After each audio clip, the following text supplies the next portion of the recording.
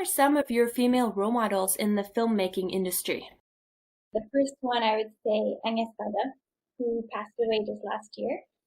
She was a photographer before she started making films, and you can tell that in her cinematography. Just like every shot is so well framed and so beautiful. And she was also making movies literally until the day she died. Like her last film came out after her death, and she died like in her late 90s. So I like her not just for her artistic abilities, but also just like her passion for the medium itself. And I also really like Nedzin Labaki. I just really like her style. She's a Lebanese filmmaker. And two films she made are actually like my top favorite films. I really like Caramel and Capernaum. I also like Greta Gerwig, especially for her interviews. I think she has a very like thoughtful approach to cinema. I'm still learning who's out there, but I do have two people who I look up to a lot. And one of them is Cathy Yan, who directed a blockbuster movie recently. It's the Harley Quinn superhero movie, Birds of Prey, and I love that movie. And I'm just so inspired because she started kind of her film career later in her whole career trajectory, kind of like me.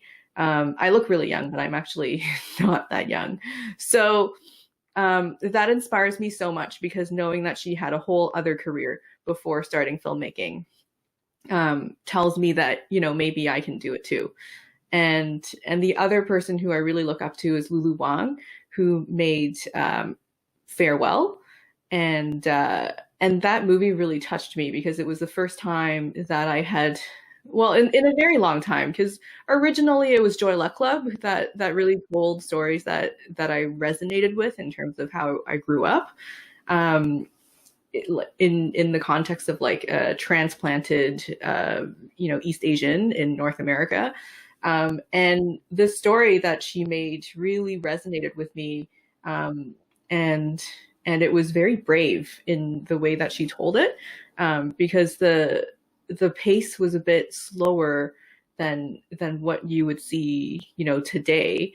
And there were a lot of really poetic moments in it. And so I really, really enjoyed that. And I look to her kind of conviction in storytelling as an inspiration. I have a couple, but my favorite one is Anaïs Barbeau-Lavalette.